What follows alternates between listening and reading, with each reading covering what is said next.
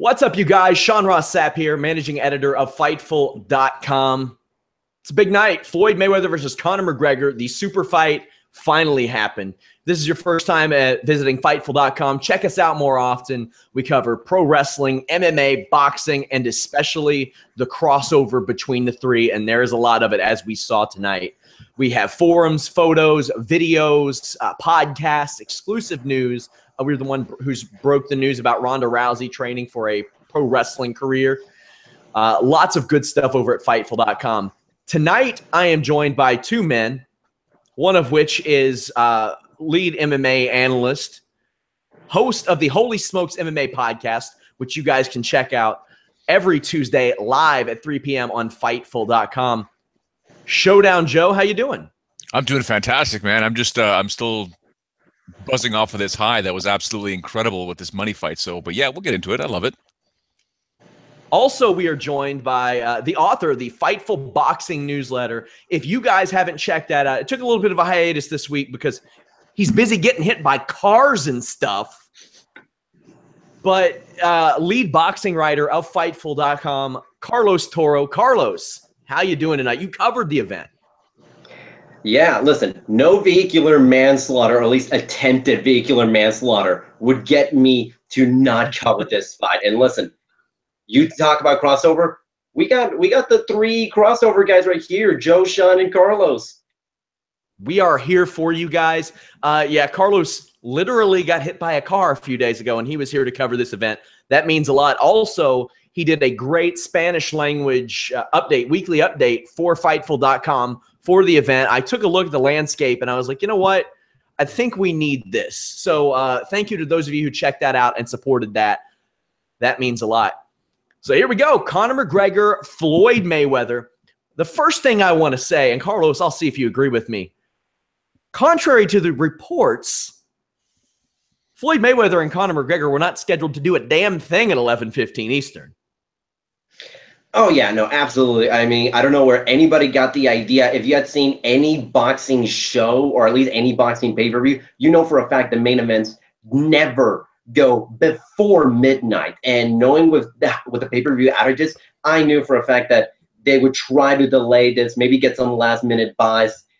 They were going to do this maybe 12:15 at the absolute earliest. And, I mean, overall, even with these outages and everything, I thought this was a fantastic card. I thought this was a really, really good boxing card, and the event was actually a success, in my opinion.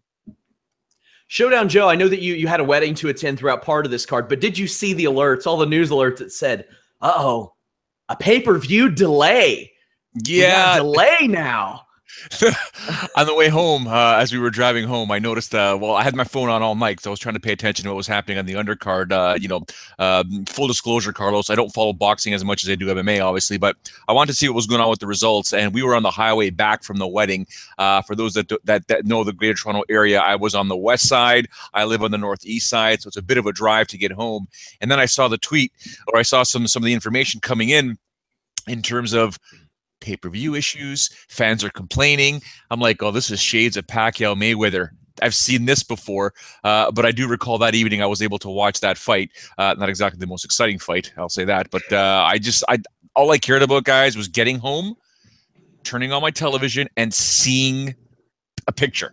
And I saw it, and I'm like, sorry for all the other peeps, but I got the fight, and I get to watch the money fight. So yeah, I saw the warnings, and I was just crossing my fingers. Let me just get home, turn the TV on, and see that it's there. Yeah, this is not an unusual tactic. Well, I'll say this. Starting the main event at midnight is not an unusual tactic. This happens all the time. And I heard it more than ever. Boy, I wish I was half as popular every other day of the week as I was this weekend. I'll tell you that much. And I'm sure that you guys feel the same. But all day I had people asking me like, hey, how can I pirate this? Hey, how can what time is this fight going to start? And I'm like, guys, I don't know how you can pirate it, but the fight probably won't start until at least midnight. At the very least, midnight. It did, and as we expected, that's just how it went down. I don't know if I'm missing what you guys are trying to say here, but what seems to have happened that people thought that these two gentlemen were going to be in the ring at 11:15? I mean, with all due respect, that just sounds asinine to me. Only because, I mean, what, guys, we've been around this game for a long time, and even Reports. I'm at a wedding, and people are saying, what are you doing here? A, should you not be in Las Vegas covering this fight? B, if you're not in Las Vegas, should you not be working somewhere? I'm like, yeah, I'll be working later on tonight. I'm going to watch the fight. Like, well, what time are you leaving? I said, well, I can leave here at 10:30. Takes about 45 minutes to get home. Well, why? Well, they don't get into the ring till 12, 12:15, 12:30. So you guys are saying this to me. Like, what did I miss? Well, it stemmed from a report that aired on that ran on ESPN that said they were set to take the ring at 11:15. No, they weren't. There was a 10-round fight and two 12-round fights. Theoretically, if those went the distance, it couldn't have happened. So, I mean, I thought it was an impressive way to get some last-minute buys. Yes. Because as we saw by that Vegas crowd, there wasn't a lot of interest in the undercard, even though I thought that especially Badou Jack, God, what a performance he had, which we'll talk about later, Carlos particularly. But I think it's time to talk this main event fight. Conor McGregor, Floyd Mayweather. It's the fight that we all came to see. It's a fight we were all there for. Carlos, as a boxing analyst, how would you look at Floyd Mayweather or Conor McGregor's performance? You know, when I came to this fight, and I've been thinking about it time and time again, like, is the MMA skills going to translate to good boxing skills? I was not even sure. At the end, I thought, Conor's going to give, an okay performance for someone who's never boxed professionally before. But my goodness, he absolutely blew away, I think, everybody's expectations for this fight. I mean, right from the get-go, we knew Floyd was going to play defense. He was going to not barely throw a punch in the first few rounds. But Conor certainly made Floyd work even on the defensive side. I remember that on the very first round, late in the round, where he had that wicked uppercut that split Mayweather's defenses, and I was like, "Wow, this is a surprise!" And kept going on and on for the first three, maybe sometimes 4 rounds, and even landed a pretty good shot early in the 8th round. So, I mean, overall, Conor McGregor has nothing to be ashamed about. He earned my respect, and for anyone that has common sense, they Conor earned their respect as well. Showdown Joe, in my opinion, if you were to say, how would you assess Conor McGregor's performance? I would say this ranks about number 2, maybe number 3 in realistic best case scenarios. You're muted, Joe.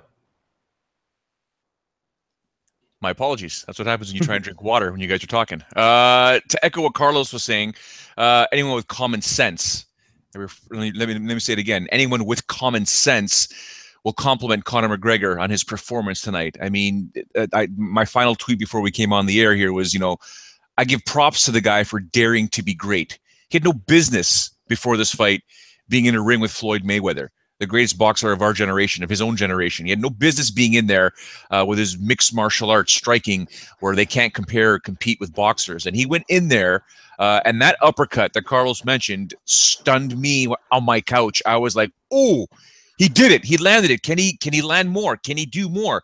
Can that power get past that defense?" And the bottom line is, this is exactly what, Sean, you and I spoke about leading up to this fight. It's pretty much what we expected if it was going to be a fair fight. I was getting crazy enjoyment just out of some of the comedy that was going on. I did send off a couple tweets, hashtag, what do I call them, rabbit punches? No, what do I call hashtag hammer fist, hashtag oops.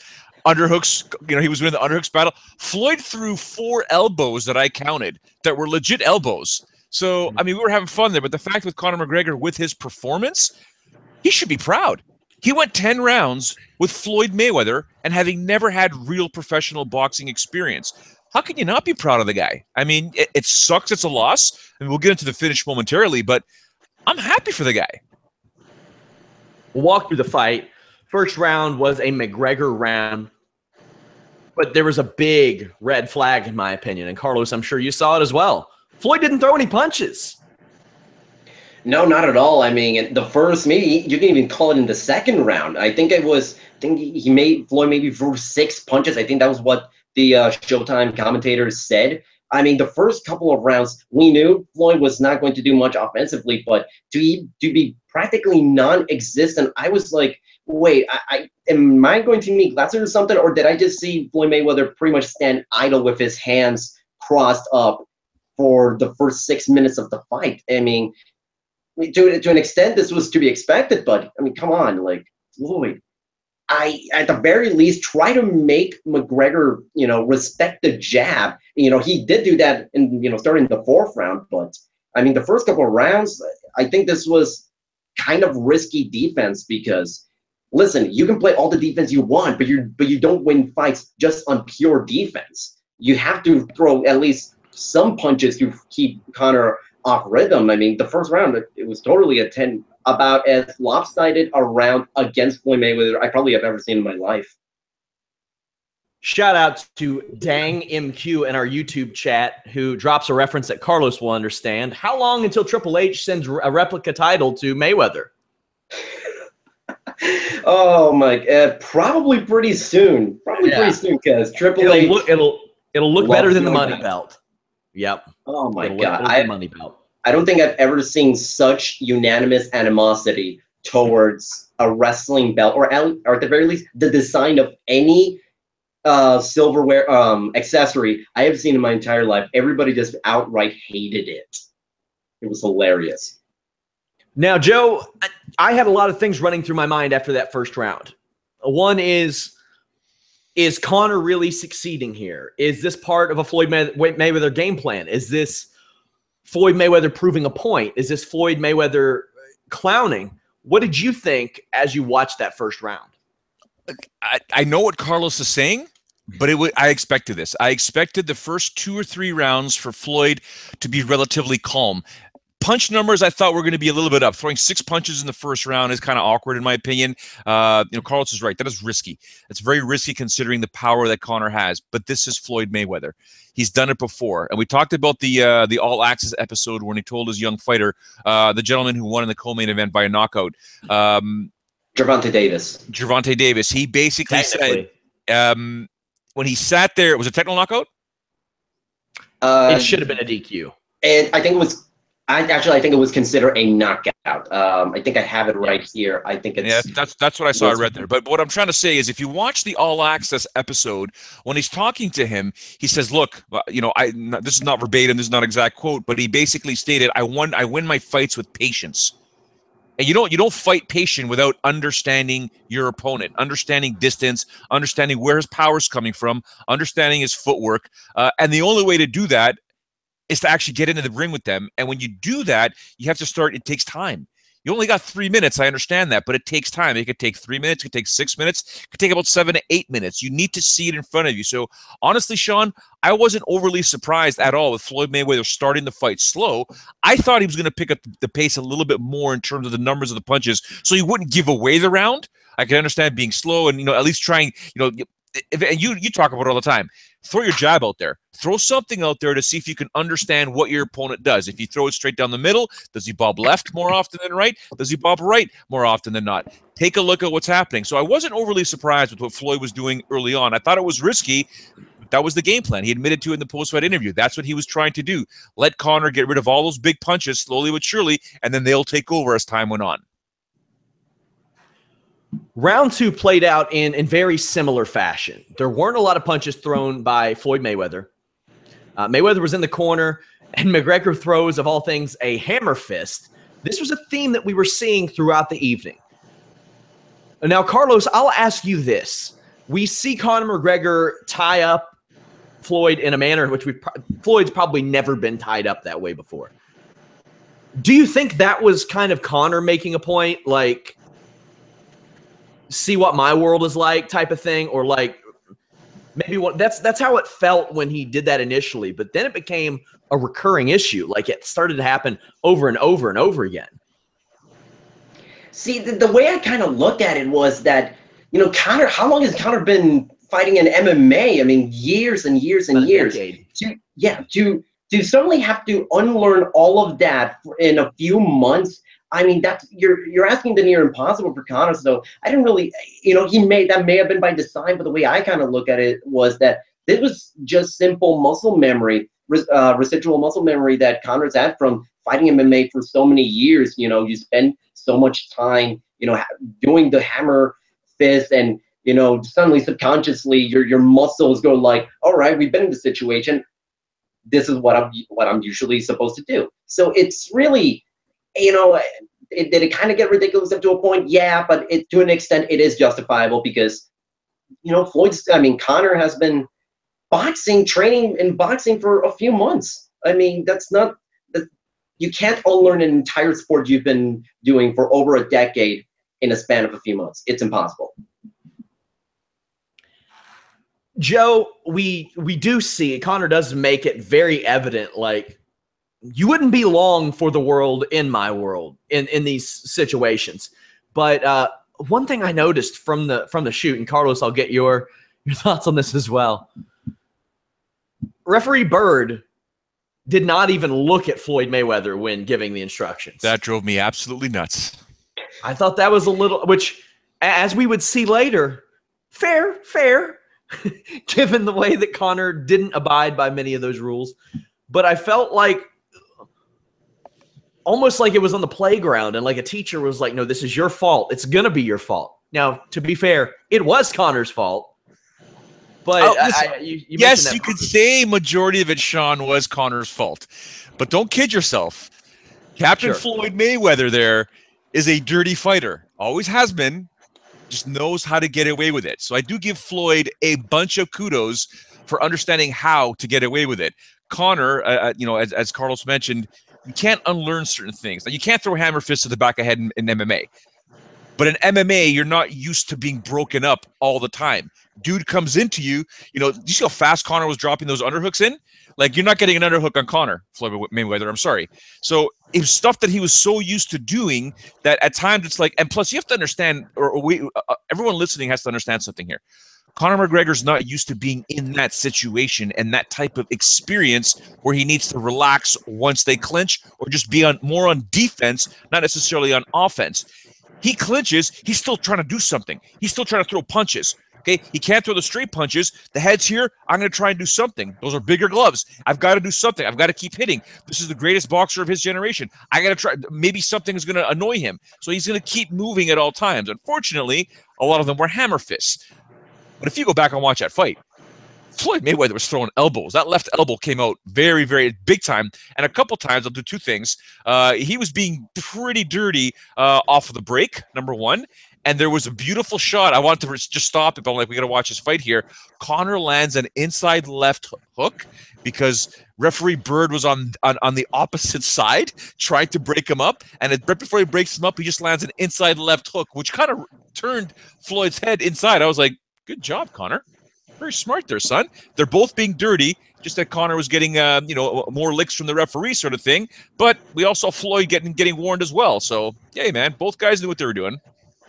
And yeah, it didn't really surprise me. I mean, let's face it, for boxing fans that has, you know, seen the sport for a long time, Robert Byrd is a no-nonsense referee. I mean, the commission did probably the only smart thing throughout this entire thing in selecting the referee, because Robert Byrd, one, has plenty of experience refereeing Floyd Mayweather fights, and he knows how Floyd Mayweather is. And believe me, and up to a certain point, you know, when Floyd was giving his back to Conor on purpose to sort of provoke him to keep hitting the back of the head, maybe get a point away or maybe even get a DQ. And Robert Byrd he knew what was up, and it's like, don't do that. Don't turn your back to Conor on purpose. I see what you're doing. So, I mean, yeah, you're right. Floyd, at first, I thought Floyd was basically, wonder what's up with Conor. And then at the fight kept progressing, he thought, I could use this to my advantage. I could totally exploit Conor's lack of experience and totally, you know, get the advantage in certain spots. Round 3 goes down, and there's much to be talked about the scores. Let's talk about those. I had round 3 for Conor McGregor. Carlos, you on the coverage had round 3 for Conor McGregor. The running judge, I don't want to say the unofficial scorecard, also had it for Conor McGregor. However, at the end of the fight, scorecards read 87-83, 89-82, 89-81. Does that surprise you, Carlos?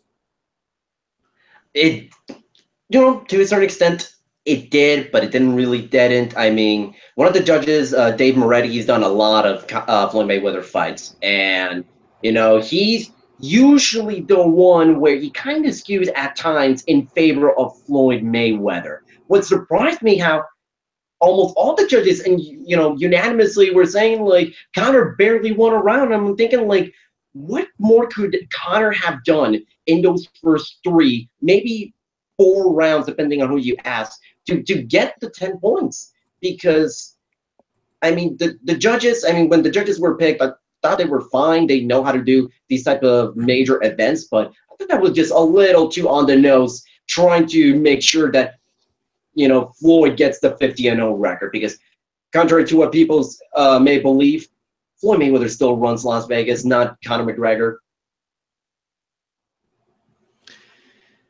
Joe, how did you have it scored after? Well, how many rounds did you end up giving Conor McGregor?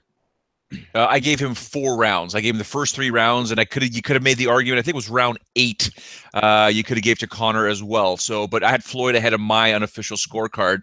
When I actually saw the scorecards pop up on the screen at the end of the event, or after the fight, I thought, oh my goodness, this is one of the reasons why I stopped watching boxing. I stopped watching boxing because that is asinine to not give Conor McGregor those 3 rounds. I mean, he won those rounds in my opinion. And I'm not certified as a boxing judge. I'm a certified mixed martial arts judge, but punches landed versus defense. I mean, I know it's boxing, but you're there to try and win the fight.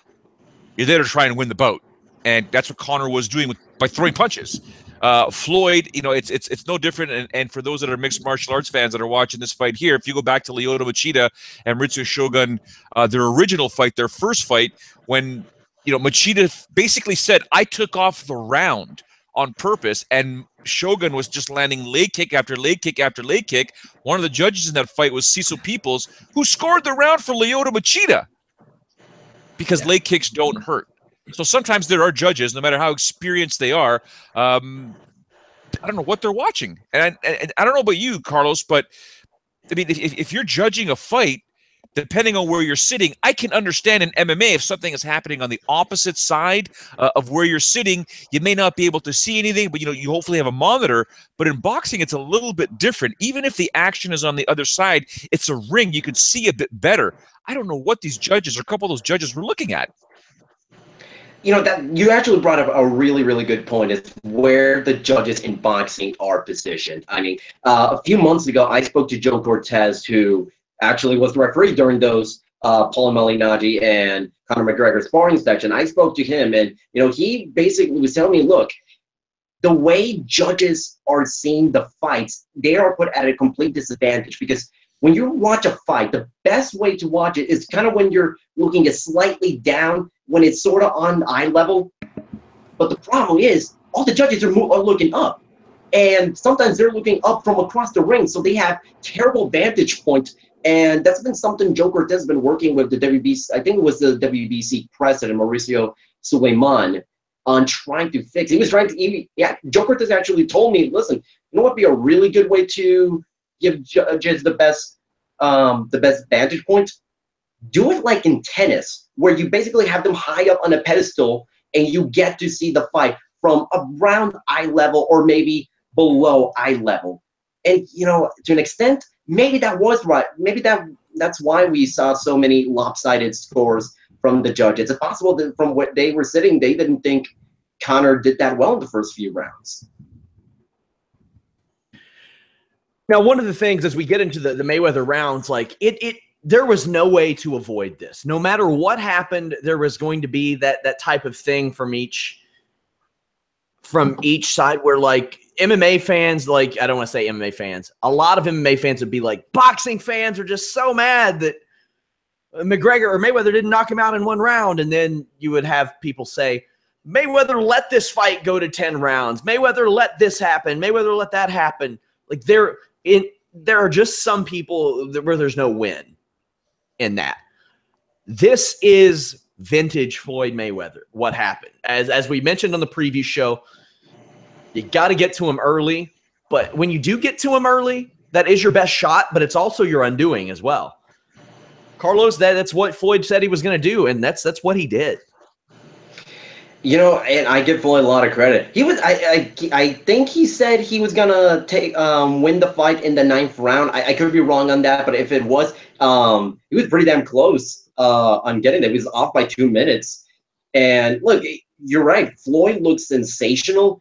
As I wrote in the preview article, once you get into the 6th round, 7th round at the most, that's when Floyd Mayweather not only increases his intensity, he actually is way more efficient. As I wrote, like when you look at that 2012 fight against Canelo Alvarez, the first 6 rounds, Floyd landed 35% of his punches, if memory serves me correct.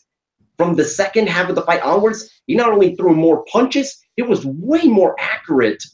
He threw, I think, around 50% on that fight. And we just saw that there. It was opening in the 5th round. We saw Floyd Mayweather take charge, landing that jab. I mean, in his prime, there probably was no better jab puncher than Floyd Mayweather, in the world. I mean, very few people can say they have a jab up in that level. And we saw, this was totally vintage Floyd Mayweather, in my opinion. It reminded me of, maybe this wasn't the exact same performance, but it did remind me of the Mayweather that beat Ricky Hatton back in 2007. I mean, and that's how vintage what this performance is, that we have to go all the way back to 2007 to sort of remember this kind of performance.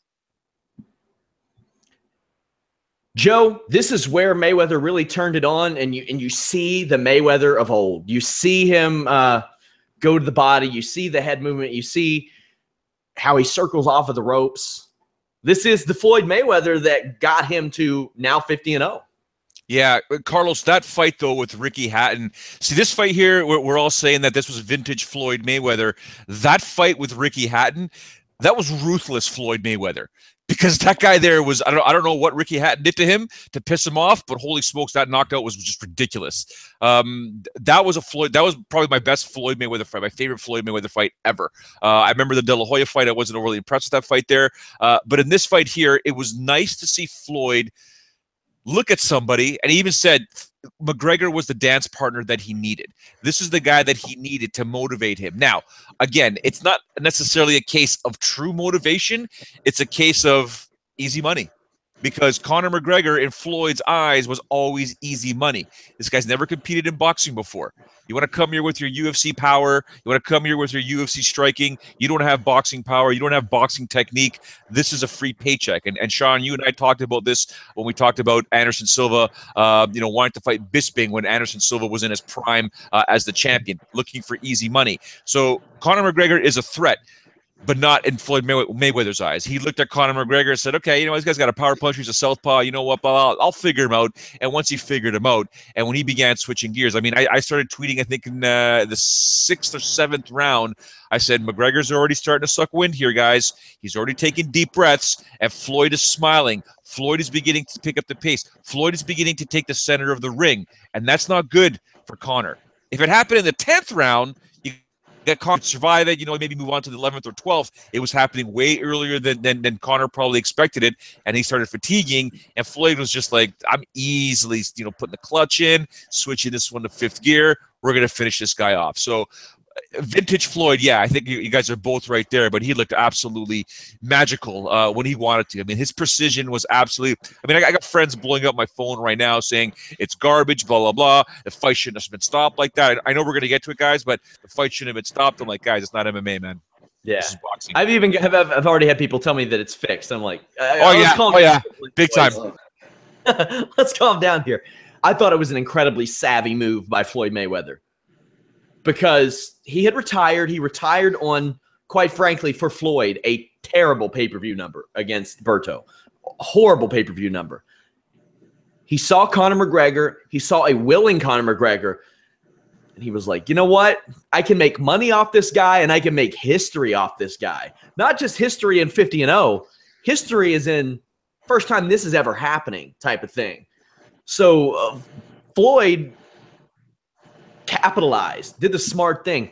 Let's be real. Floyd knew he was not going to lose a fight to an 0-0 boxer regardless of his striking skills in the UFC. And anybody who really knew what was up here knew that he wasn't either.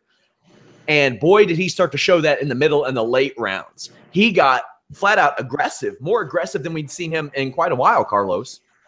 Yeah, I mean, absolutely. And as I was thinking, actually, right before the start of the podcast, I kind of started thinking, where perhaps in wrestling have we kind of seen something like this? And I could very well be off the wagon here, but it kind of reminded me a little bit from this year's WrestleMania, Shane McMahon versus AJ Styles. When Shane has not wrestled in a long time, we all thought he was going to do terrible against AJ Styles, who's one of the best in his craft. Yeah. And they just had a sensational fight, and Shane just absolutely blew everyone's expectations. I just had sort of that similar feeling where Conor just came in. There really weren't any realistic expectations of him doing well, and he just absolutely blew everyone's, hopes out of the water. He did amazing in this fight, and really, we all knew he was going to get winded if this was going to go into the championship rounds, and this is exactly what happened. So the way this finished didn't really surprise me, but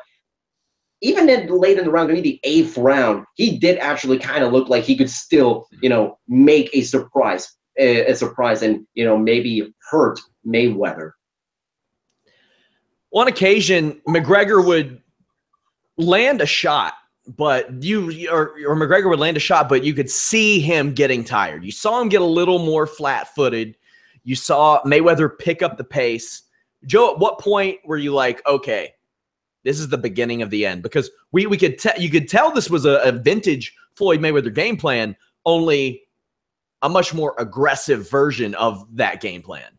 Well, late round 5 for me. Late round 5, in and around round 6 is when I started, thinking to myself, this is not looking good for Conor. I understand the difference in cardio and mixed martial arts versus boxing is you can't even compare the two, because it's a different taxing on the lungs, it's a different taxing on the body, a different taxing anaerobically on the muscles. From cardio to stamina, there's a big difference there.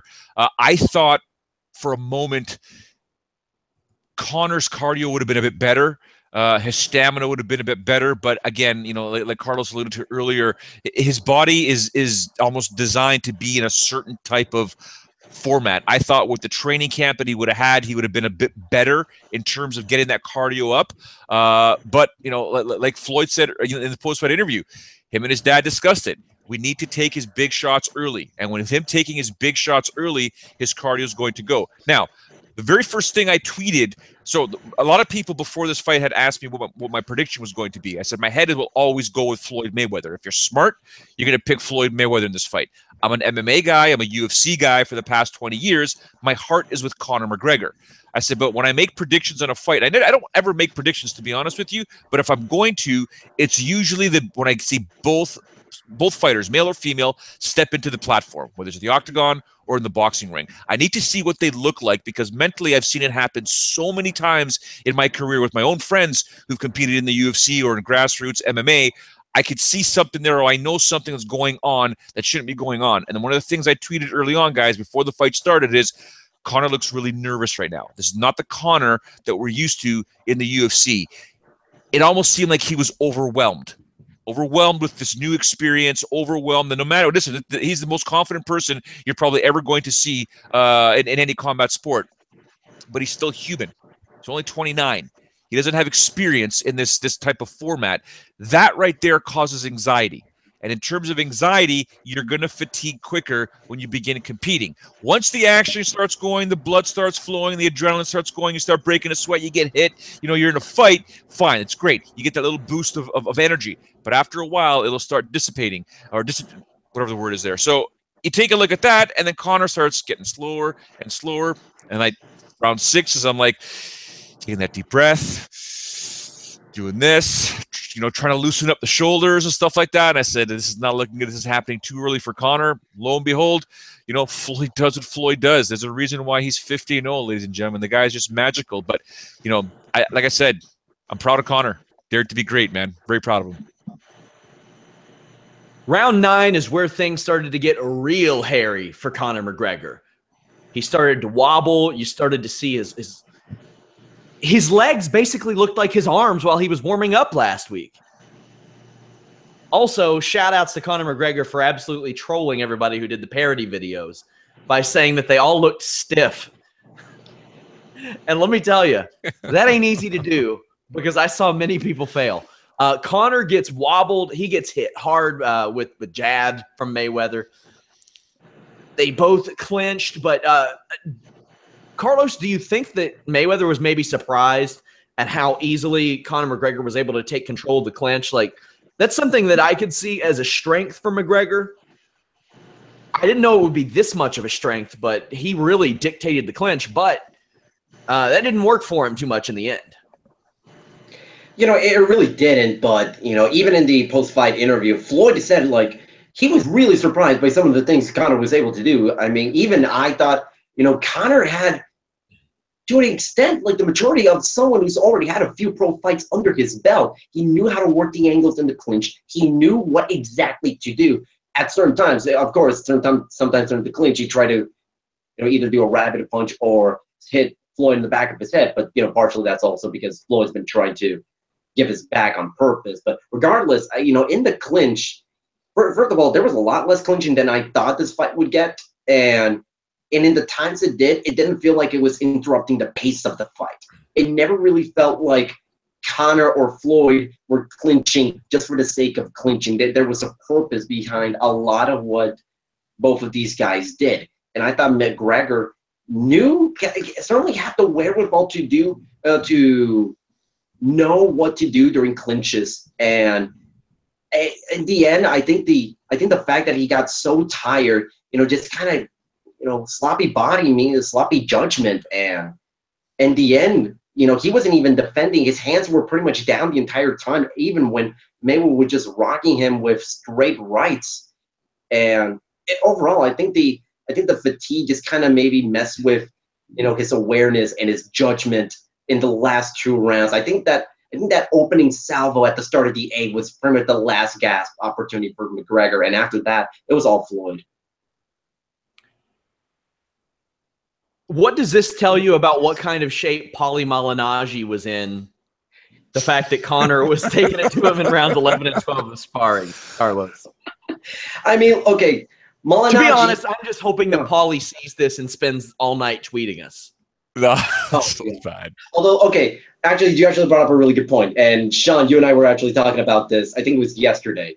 But the contrary to what a lot of people in the media were saying, Paulie Malignaggi didn't retire a few years ago. He retired back in the spring. And that's something that, first of all, kind of really pisses me off because Paulie, his last fight was against hardcore boxing fans know who this guy is, Sam Ennington, who is potentially on the verge of fighting for a world title, and in my opinion, the best welterweight boxer in the UK. So Paulie wasn't fighting scrubs, so it wasn't like he was completely out of shape. But then again, you know, being in sparring shape is kind of different when you're retired and you don't expect to do sparring or box professionally ever again. And I think he was, you know, maybe 24 hours after flying to Las Vegas. And Joe and Sean, I'm sure you guys have flown all over the country numerous times. It's hard for the body to be fully recovered from a long flight. I mean, Joe, I think Joe, you went to Japan for the Rising events. I mean, that must have taken you a long time to sort of get your body all healed up and adjusted to the time zones change and all just the straight up flying. Well, yeah, I mean, you take a look at where Paulie's from and where I'm from. We're basically in a straight line. I'm Toronto, he's New York. You want to fly to, so if you want to actually break it down, I mean, fly to Japan, you're not doing anything when you land in Japan, other than sleeping, or if you're hungry, eat. You're not doing anything physical. I don't even think the Diaz brothers would jump on a treadmill at that point there because you're just exhausted. But I've traveled to Europe, which is basically where Paulie went to. I know that flight, when you land, you really don't want to do anything. To my understanding, he jumped into the ring and got ready to go. You're not going to have much cardio. You're not going to have much cardio. You're not going to have much stamina to be sitting there with Conor McGregor. So I know, you know, I've called Paulie the gift that keeps on giving, but I've also been a guy that's been sticking up for him. I've made Sean laugh a few times, kind of rolling his, you know, he's rolling his eyes and raising his eyebrows, saying no, no, no, no, no. But Paulie, you know, I feel bad for the guy, but yeah, it's I don't think he was going to do good anyways versus Conor. So. Yeah, and listen, and I've spoken to Paulie numerous times throughout the past year because he and I had to work a lot of Barclays Center boxing cards, obviously him for Showtime and me for Fightful, but he's always a nice guy, and he never really came off to me as like a disingenuous person. So I guess to an extent with those videos, he kind of had a point, but that's neither here nor there. I think Paulie wasn't not in shape, not even close to have to do 12 rounds of sparring against a guy who's pretty much been in shape for years now, ready to fight anybody. Pardon me. Yeah, I think that Paulie did a lot of the visual, I think he did a lot of damage to himself. Showing up at Floyd's gym the other night, saying suckers, implying that he spied in the camp, things like that. That's a bad look for Paulie. That's a really, really bad look, all things considered, for Paulie, to the point where people were like, should he be pulled off the Showtime broadcast? I'm glad he wasn't, because he is a phenomenal analyst. He's really, really great at his job. Round 10, Floyd Mayweather TKOs Conor McGregor. As I said at the beginning of the broadcast, if you're to ask me, and I know we're talking about Conor McGregor a lot, the reason why we're talking about Conor McGregor so much is because of the unknown. We had no clue what was going to go on here because we had very little footage to go on. We had about 15 to 20 seconds of very favorably edited footage that Dana White released from Paulie Malignaggi sparring footage. That's really all we had to go on. So this unknown leads us to this point, and the fight pretty much played out how we predicted on Tuesday's Holy Smokes MMA podcast.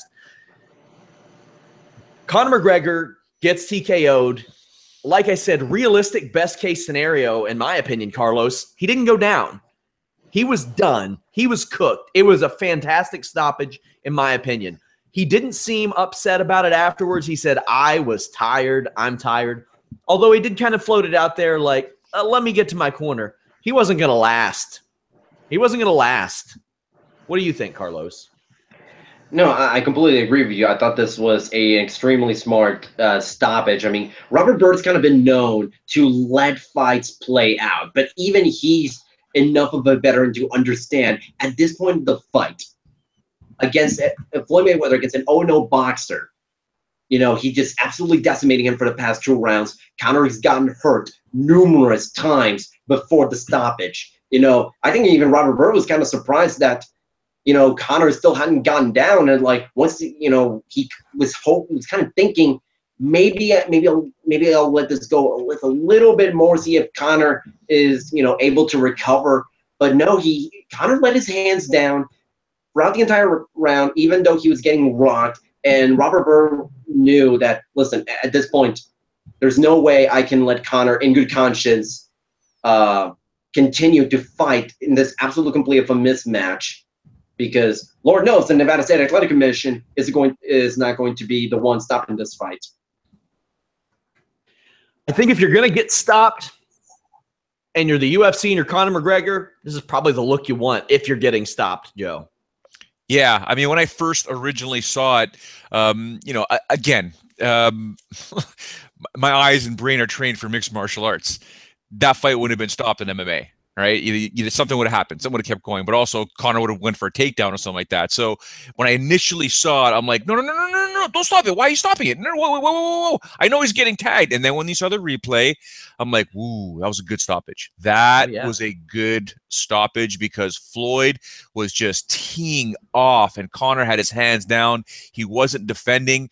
And I'm like, thankfully, the ref stepped in there and stopped the fight. I mean, my initial reaction was, yeah. And then the texts and tweets started coming out, Sean, Carlos, it's a fix. It's not a fight. They should let it keep going. Even Conor even said, look, I was fatigued. You know what? Let me go down. He's a fighter. He's going to say that. It's natural for him to say that. I completely understand that. But the stoppage was fair. The stoppage was definitely fair. And kudos to Conor, man. He took it. But Floyd was just a mercenary with his precision and landing those shots. I mean, Conor's lucky one of those things didn't land even more flush, because he'd have been out cold. And not just that, I mean... Oh, go ahead. Sorry, Carlos. Even then, up to a certain point, I think Floyd was just looking at Robert Byrd like a few seconds before the stoppage and looking at Byrd like, are you just going to let me you're just gonna let me keep doing this? Okay, that's fine. I'm cool. I'm winning the fight. Conor's not gonna answer back with anything. And it was just sort of up to that point when Floyd looked at Robert Byrd, that's when you knew this fight was over, because there was no way Conor was getting back from it. And I think not only that, to all the people that thought that this was a fix because it was an early stoppage, it was not an early stoppage, because Robert Byrd was tasked by the Nevada State Athletic Commission to ensure Conor's safety. Floyd's going to be fine. Floyd's been in battles with some of the hardest punchers in the sport has ever seen. The Pacquiao, the Juan Manuel Marquez's, the Ricky Hattons, the Miguel Cotto's, the Shane Mosley's. But up to a certain point, there was a point where Robert Byrd was thinking, it's at this point where if Conor's getting rocked, I'm stopping this fight no matter what happens, because if something happens to Conor, should something happen to Conor, like he gets injured real bad or gets concussed badly, that's on the Nevada State Athletic Commission for one, allowing this fight to be sanctioned, two, even allowing the change in glove size from 10 to 8 ounces, which, it may not have done a ton of difference when it was all said and done, but just even the thought and just even the fact that they actually changed it, even ignoring so many physicians' recommendation of not making the change, Robert Byrd knew that, like, to save the Nevada State Athletic Commission, he had to have made the stop at that point. Joe, as we wrap this up, Conor had some interesting words at the end, and he's always got an interesting take on a lot of concussion-related situations. Like he would tell Jose Aldo, don't fight for a year after the way I bounced your head off the mat. He was saying things like, I'm still new. I don't have a lot of concussions on my record. I can take it. Let me wobble to my corner. While I agree with some of the things that he says in that regard, I don't think that's one of them. I think he was, if that were to continue, it would have just been a lot worse. Yeah, it would not be good. I mean, at that point there, and it was actually a conversation I was trying to address with a friend of mine who's a surface level boxing / MMA fan, and I'm trying to explain to him, look, the referee is there for a specific job. He's there for the safety. He's there to enforce the rules, make sure no one's breaking the rules, but he's there to protect the fighters at all times. And there's no need for Conor McGregor to take any more punishment. At that point there, remember, these guys have to cut weight. They got to cut weight. This is not where Conor McGregor walks around at. He has to cut weight to get to this. Therefore, the fluid around the brain, it takes much longer than 24 hours for the fluid around the brain to replenish itself. So now he's getting punched by Floyd Mayweather, 49-0, with tons of power and precision. You don't need to take any more. And a fighter will always say it. I'm okay. I'm fine. Should have let me go. Listen, cool. I get that. I understand that.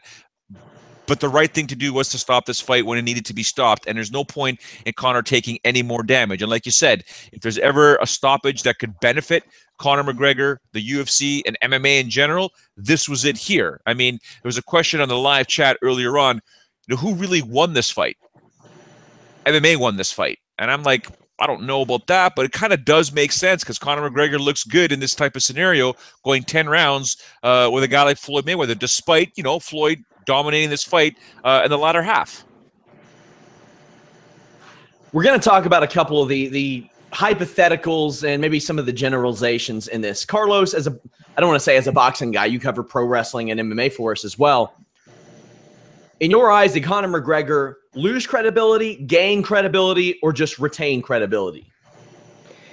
As a boxer, absolutely gain credibility. I mean, how often do you actually get to go toe-to-toe with Floyd Mayweather, and do pretty well on your own? I mean, look at the names that Floyd Mayweather has fought throughout his entire career. I mean, it's about as good a list of opponents as you'll ever get in the sport. And Conor went 10 rounds against Floyd Mayweather. He had no business of doing so. Some people kind of thought that, boxing experts thought that Conor was going to get knocked out inside 4, 5, 6 rounds. And, well, certainly didn't think that was going to happen. It was possible, but I didn't think it was going to happen. Conor gained a lot of credibility in boxing as a boxer. But I don't know. I mean, except for maybe a Paulie Malignaggi fight, I really don't think that there's going to be, as big a demand for Conor to keep on boxing. because up to a certain point, Conor's just going to look silly in front of a boxing ring, and his forte is UFC. He does have to defend that lightweight title at some point. But overall, I think Conor, as a fighter, not just a mixed martial artist, not just as a boxer, but as a fighter, he certainly gained a lot of credibility. Also, one of the talking points, and Carlos, I'll start with you, is that Mayweather carried this fight. You know, there is that. I mean, even I had that sneaking suspicion early on that maybe Mayweather is just allowing this to happen. What do you make of that? You know, to extent, I kind of believe it, because Floyd is a very, very smart person, despite what, you know, a lot of people may think of him as a person, or the fact that, you know, that whole story from a few years ago that Floyd can't read, and that's certainly been brought up during the press tour. Floyd is an extremely smart businessman. He knew that giving people what they want and getting their money's worth, and certainly improving not just his credibility, but what he stands for as a promoter. I think it was, you know, I don't know if he let Conor off the hook for the first few rounds, but you kind of can see if Floyd was, you know, taking the foot off the gas pedal just to see, one, how Conor would react, and two, just to make the fight longer. You know, a lot of people have pretty much low expectations for this fight in terms of the quality, but I think everybody would be pretty much satisfied if the fight actually went relatively deep, which it did. And I think by doing that, kind of almost everybody went home happy, and that's what you want for Floyd Mayweather's legacy, and that legacy being carried on by some of his other fighters. Now the other hot button topic, Showdown Joe. It ain't never happening, but if it did, hypothetically, how long and what happens in a Conor McGregor versus Floyd Mayweather MMA fight, which, mind you, would have no effect on Mayweather's boxing record if he decided to go do that and sell about 3-4 million more pay-per-views. I don't think the question is how long would the fight last, because that's totally up to Conor McGregor. He determines what would happen in that fight, because Floyd Mayweather would have no chance. Like, Conor McGregor had a punching chance tonight. Floyd Mayweather's got nothing. Nothing in mixed martial arts. If anyone out there believes that Floyd Mayweather has a punching chance versus Conor McGregor in a mixed martial arts fight, you and I cannot talk. You and I cannot be friends. You and I cannot have a civil discussion. And card off this podcast with common sense. Floyd Mayweather would have no shot against Conor McGregor, and Conor would determine how long that fight would go for. At minimum, it would go a minute, because Conor would be like playing around with him, but it would literally be cat and mouse. I mean, it is a different beast altogether when you're talking about mixed martial arts and boxing. Can we make the argument Floyd carried this fight? Yeah, you could probably say that. I could buy that, no problem. But in MMA, it's not even, I almost feel insulted that we have to talk about this, to be honest with you. I mean, Floyd's a great boxer, the greatest of this generation. In MMA, no, sorry. I mean, Carlos, ask CM Punk how that went. Yeah, and CM Punk trained for 2 years and faced somebody much less experienced. Now, granted, Floyd Mayweather does have some pretty nifty boxing to carry over. Also, one more thing as we put a bow on this, Jose Aldo tweeted about 6-7 crying faces. Keep in mind, the Jose Aldo that got knocked out in about 14 seconds. The Jose Aldo that just lost to Max Holloway. Carlos, what's up with this? He's being Tom Petty right now. I don't know what is up with Jose Aldo. I don't know what happened on that night where he lost to Conor McGregor. I mean, and certainly, I mean, his career is not as, you know, his stock is as high as you mentioned from that Max Holloway loss, which, you know, first of all, I don't want to say like that night, it turned me into a Max Holloway fan, but yeah, I don't know what's up. I mean, I don't know if it was sarcastic or not, because sometimes it's hard to interpret meaning on Twitter, but I don't know. It was certainly weird. This whole night was weird. It not was. just in the main event. Joe, I think that was a bad look for Aldo. Well, here's what's, Carlos, I'm going to address this to you, okay? Here's the difference between Sean Ross Sapp and I.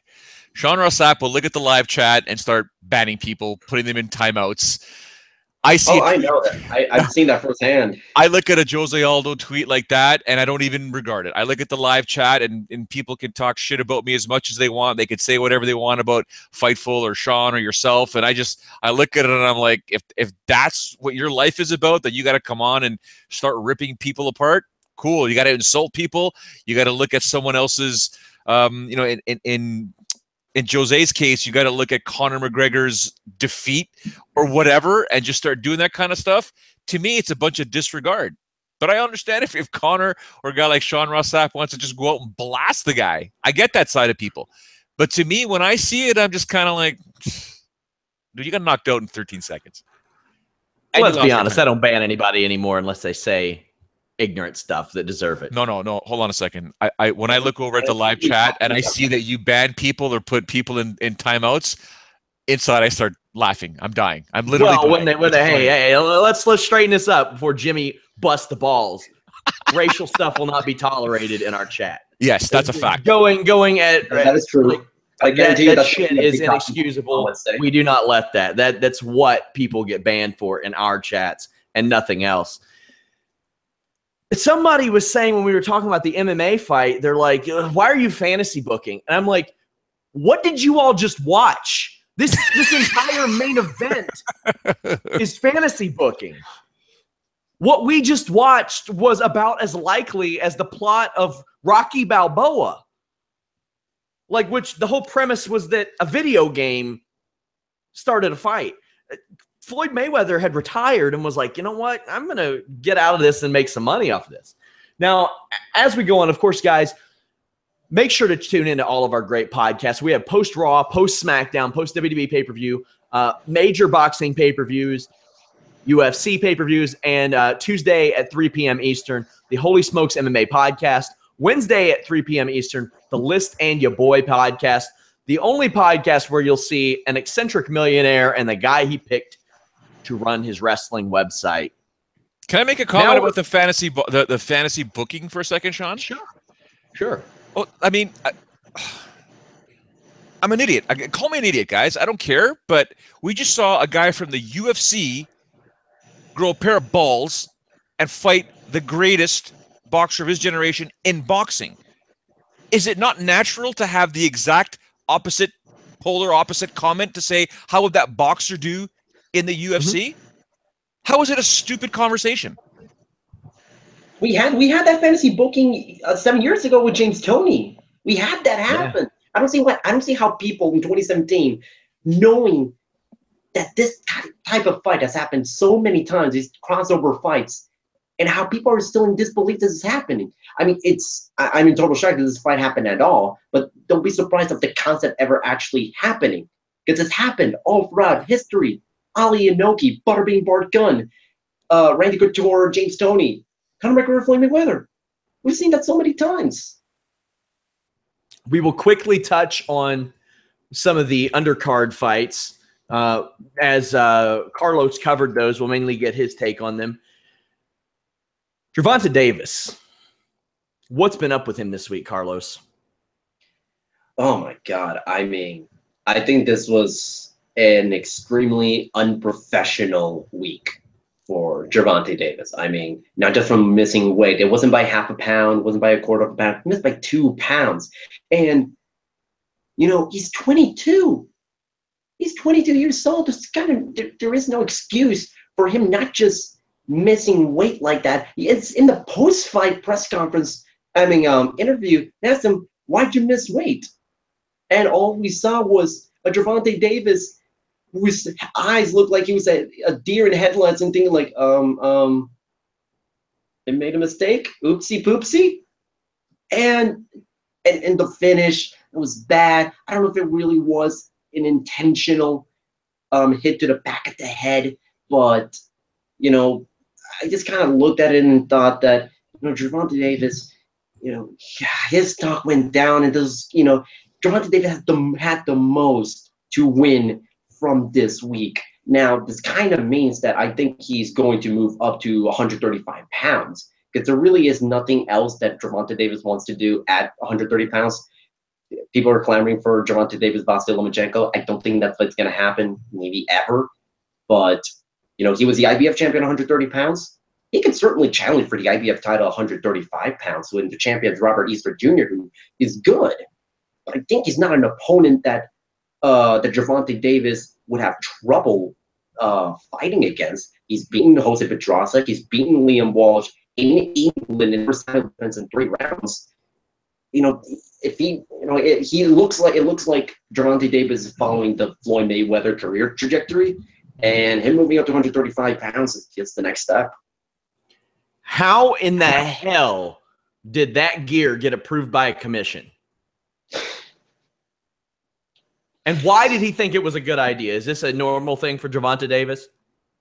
No, I mean, when I spoke to him, when I first met him back in the Barclays Center, when he won the world title in January against Jose Pedraza, what I saw was this quiet, shy, little 21. I think he was 21 at the time, or maybe just turned 22.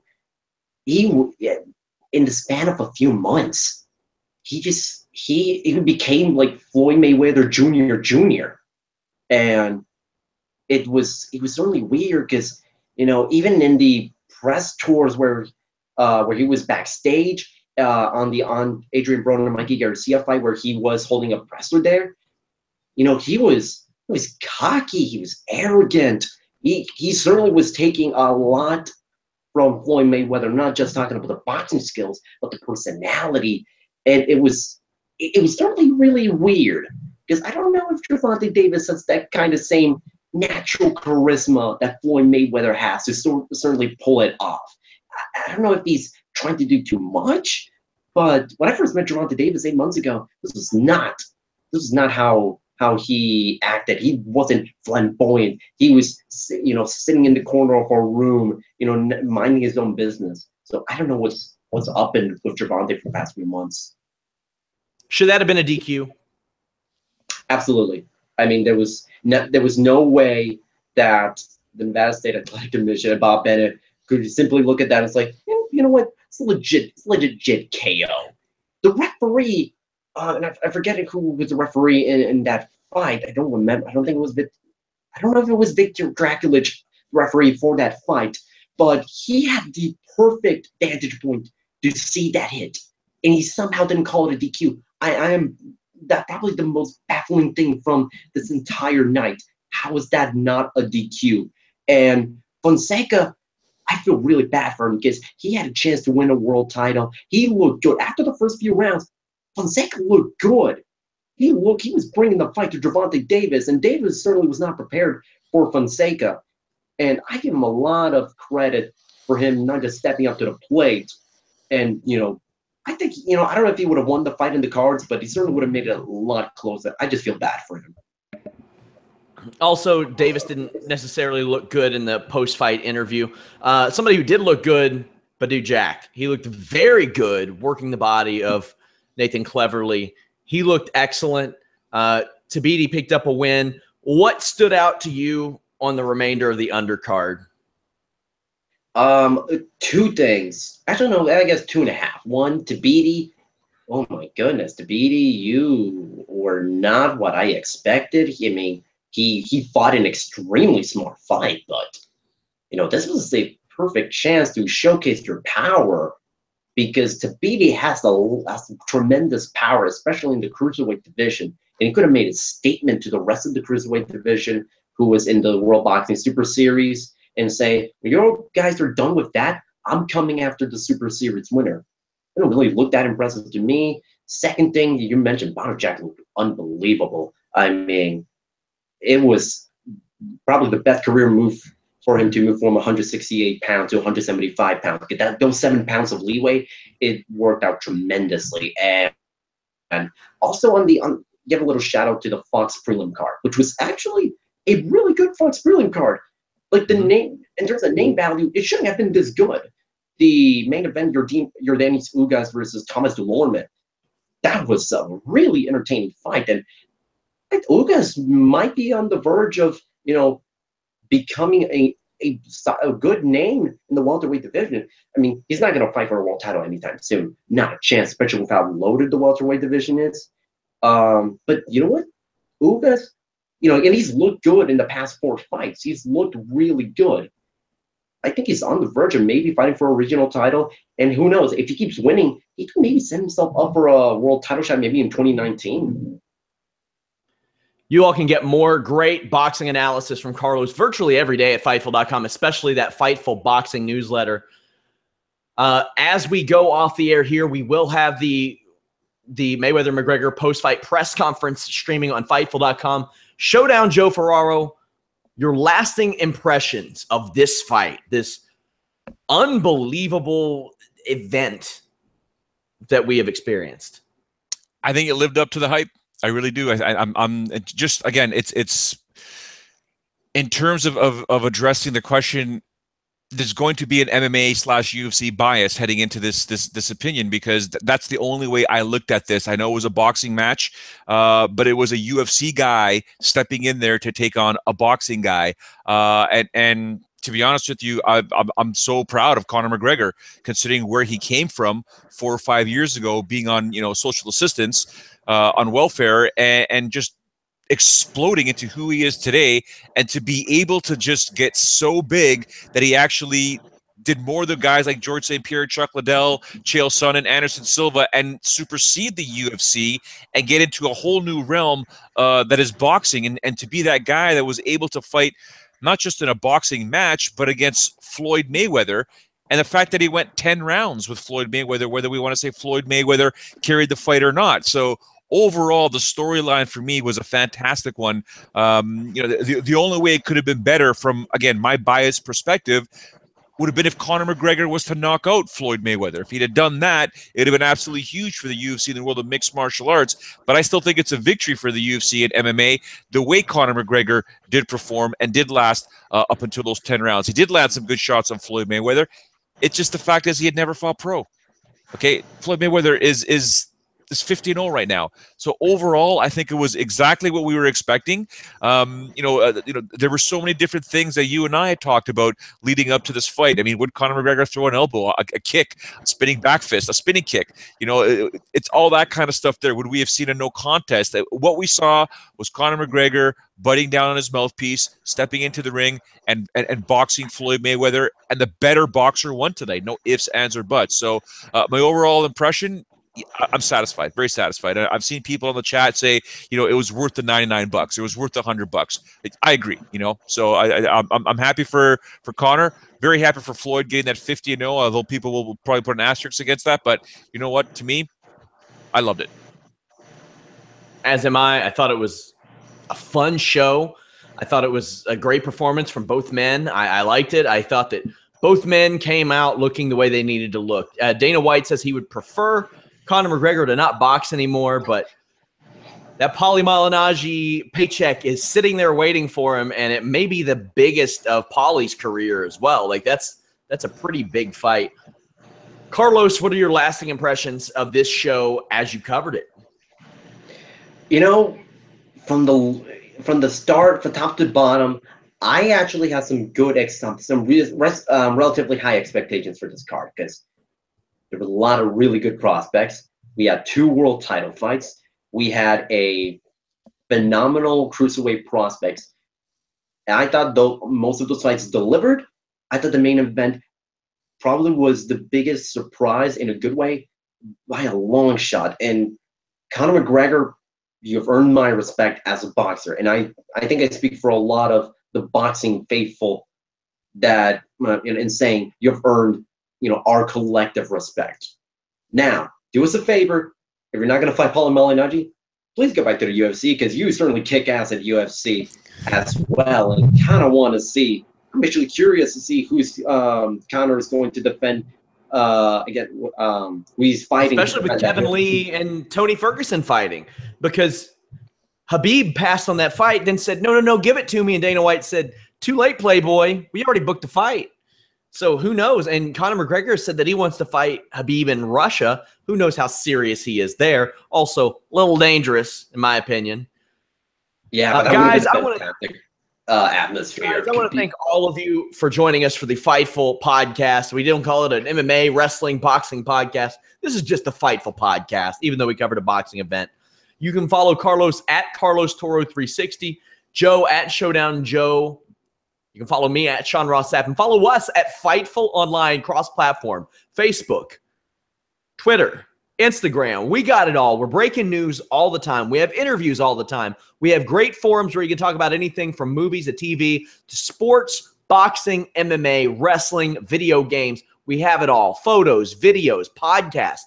FightfulPods.com has all of our archived shows with the likes of Shane Helms, Matt Riddle, Vince Russo, Elias Theodoru, the colorful Sean Pearson, Patrick Cote, tons of names that we had run podcasts with us in the past. Thank you all so much for making this one of our most listened to, most watched live podcasts that we've ever done at 2:30 in the morning Eastern time. Your boys are going to sleep after I cover this damn presser. I mean, I'm not going to sleep either because I have to do a recap article on the HBO card that was running at the same time. Hey! But also, I want to give a special shout out to Miguel Cotto really quick. He looked phenomenal in his fight against Yoshihiro Kamegai. And Kamegai looked fantastic and taking the fight to Cotto. And for those of you that want to see a damn great Hall of Famer boxer, watch the Miguel Cotto fight. It's a really, really fun fight, in my opinion.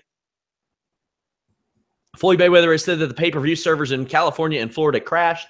That's why they stalled. Joe, anything to add before we go? Yeah, just to echo your point and what you guys are talking about with Conor McGregor, who will he fight next in the UFC? Will it be the winner of Kevin Lee and Tony Ferguson? No, and it will not be the UFC's call. As I wrote before on FightfulMMA.com, it'll be Conor's decision who he fights next, and I believe it'll be Khabib. And if you go read that article, you'll see why, because if you take a look at Khabib's, just on the social media following, in comparison to those two other gentlemen, Tony Ferguson and Kevin Lee, it's not even close. The next money fight for Conor McGregor is Khabib Nurmagomedov. It is neither Tony Ferguson or Kevin Lee, and the UFC knows this, and Conor will make that very clear to them that that's the money fight that he wants. Follow us, Fightful.com, guys. We're podcasting all the time. We're out.